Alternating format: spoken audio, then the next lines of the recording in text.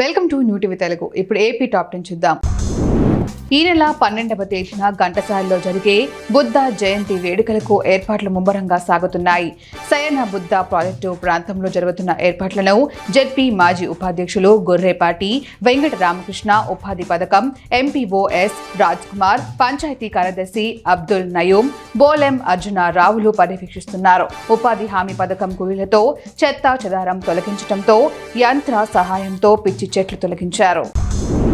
అనకాపల్లి జిల్లా నాతవరం మండలం సరుగుడు ప్రాంతంలోని కూటమి ప్రభుత్వం అధికారంలోకి వచ్చిన తర్వాత శరవేగంగా అడ్డగోలుగా లాటరైట్ తవ్వకాలు చేపడుతున్నారని వ్యవసాయ కార్మిక సంఘం రాష్ట్ర ఉపాధ్యక్షులు డి వెంకన్న పేర్కొన్నారు.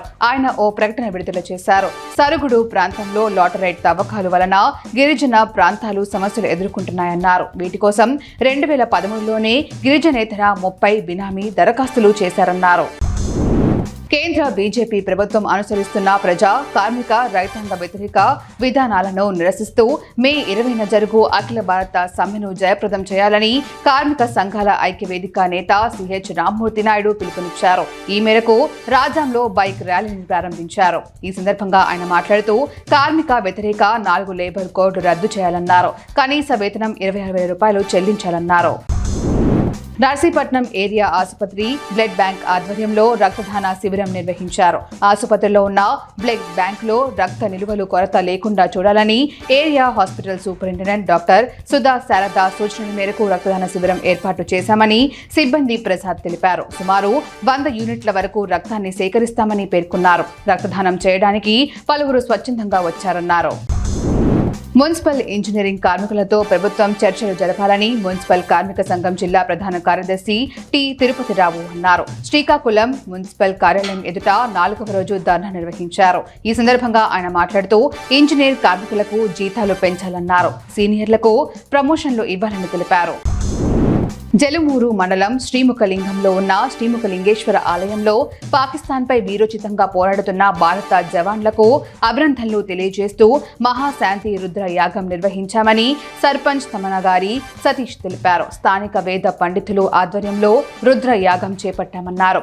భారత జవాన్లు మరింత శక్తి పుంజుకునేందుకు తమ వంతుగా ఈ యాగాన్ని నిర్వహించామన్నారు. భారత్ పాకిస్తాన్ మధ్య యుద్ధం జరుగుతున్న నేపథ్యంలో కాకినాడ జిల్లా ఎస్పీ బిందు మాధవ్ ఆదేశాల మేరకు కాకినాడ నగరంలో పోలీసులు విస్తృతంగా వాహనాల తనిఖీ చేపట్టారు. ఈ సందర్భంగా సిఐడి రామారావు మాట్లాడుతూ ప్రజలకు ఎటువంటి సందేహాస్పద వ్యక్తులు, వాహనాలు కనిపిస్తే వెంటనే పోలీసులకు సమాచారం అందించాలన్నారు. భారత్ పాకిస్తాన్ యుద్ధ వాతావరణం నేపథ్యంలో ప్రజలు అప్రమత్తంగా ఉండాలన్నారు. కడియం మండలంలోని వేమగిరి గ్రామంలో పహల్గాం ఉగ్రదాడుల దాడికి ప్రతిచర్యగా భారత ప్రభుత్వం చేపట్టిన ఆపరేషన్ సింధూర్ విజయవంతం అవ్వాలని ముస్లింలు భారీ ర్యాలీ చేపట్టారు. భారత సైనికులు, ప్రజలు క్షేమంగా ఉండాలని వారు కోరారు. ఈ సందర్భంగా భారత్ మాతాకు జై జైలు పలుకుతూ పాకిస్తాన్ డౌన్ డౌన్ అంటూ నినాదాలు చేశారు. ఆళ్లగడ్డలోని Somula Ramanareddy RR academy summer coaching క్యాంపులో శిక్షణ తీసుకుంటున్న క్రీడాకారులకు ఆళ్లగడ్డ పట్టణ పోలీసులు కోటి కుమ్మరి గురుప్రసాద్ పౌష్టిక ఆహారం అందజేశారు. ఈ సందర్భంగా వారు మాట్లాడుతూ గతంలో రమణారెడ్డి క్రీడాకారులకు ప్రోత్సహిస్తూ వచ్చారని, ఈ రోజు మన మధ్య లేకపోయినా ఆయన చేసిన సేవలు ఎప్పటికీ మరవలేనివన్నారు. ఘంటసాల మండల పరిధిలోని శ్రీకాకుళం గ్రామంలోని శ్రీకాకుళేశ్వర స్వామివారి కళ్యాణ బ్రహ్మోత్సవాలు ప్రారంభమయ్యాయి.